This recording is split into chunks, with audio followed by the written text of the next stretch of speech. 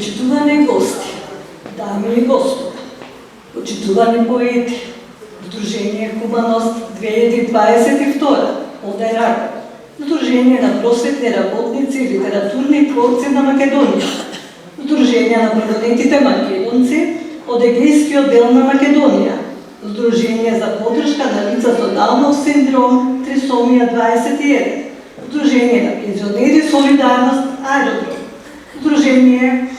Сдружението Хуманитарен културен Феникс ви посакува топло добре дојде на